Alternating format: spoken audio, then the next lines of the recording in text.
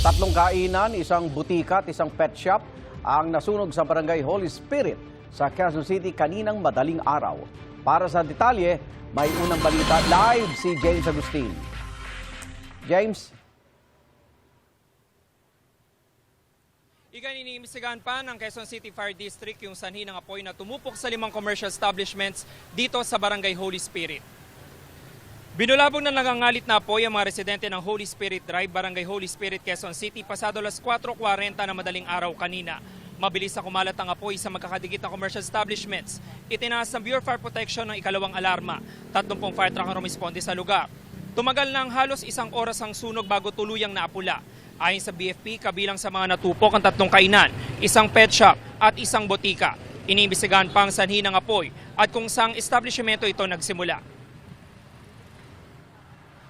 Pagdating namin, malakas na yung apoy. So, doon kami nahirapan kasi naturihan siyang komersyal, tapos ang puro lights material ang gawa sa loob. Nung pagdating namin sa area, napakalakas na po yung apoy. Yun po ang nakita namin. Napakalakas ng apoy. Tapos may pumuputok pa ng mga tangke. Sunod-sunod. Actually, we are a refugee here. We've been repatriated from Gaza almost 2 years, and this is our main source of income, you know. So we are surviving day by day, to be honest with you, in terms of paying the house, fooding, and all of this issue. But now it become very complicated.